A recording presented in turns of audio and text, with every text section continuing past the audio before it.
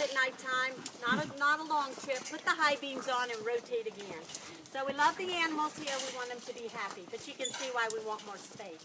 Okay, Cash is right behind you. Not only are his ears not working, his sense of smell isn't as well either. Okay, that is Cash. This is Santa. If you had been up here about 2 weeks ago, Cash would have looked a little different to you. First of all, his coat would have been all fluffed out, nice, full, and heavy.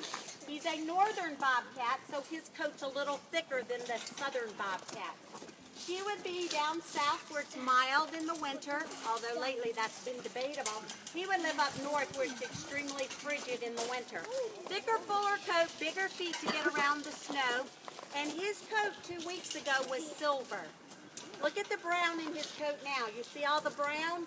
Just came out in the past 2 weeks.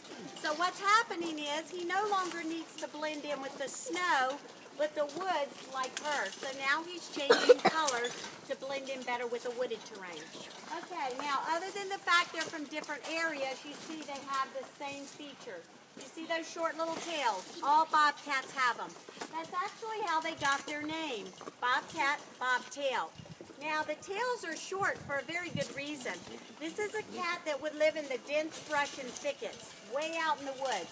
So traveling through, let's say a big briar patch, if she had a long tail trailing out behind her like a house cat, the tail would probably get caught up or tangled up in the brush. Short tail makes it easier to maneuver without getting tangled up.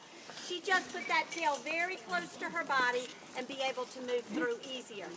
Does anybody know, though, why cats do have a tail? What do they use a tail for? Anybody? Balance. I heard it. Balance. Balance. What was that? Balance. Okay.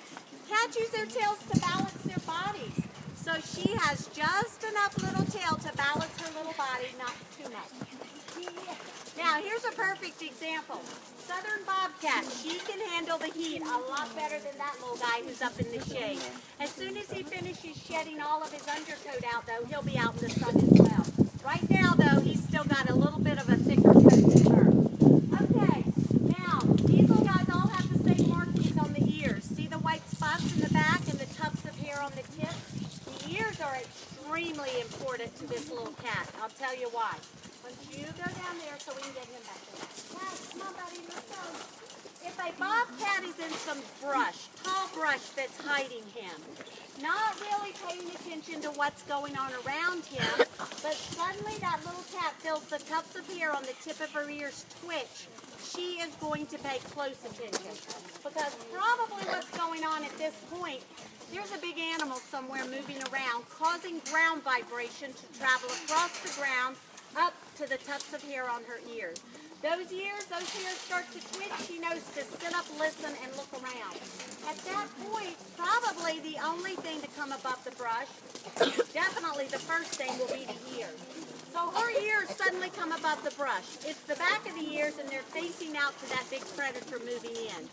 Now the ears no longer look like ears. Does anybody want to guess what they might look like? Big eyes. So you look at her actual eye size. See how small they are? Because she's a small animal. So the rule is the bigger the eyes, the larger the animal. That's what that big predator creeping in is thinking right now. He's not sure what's in the brush, but by looking at the eyes peering out at him, he knows it's huge. Look how big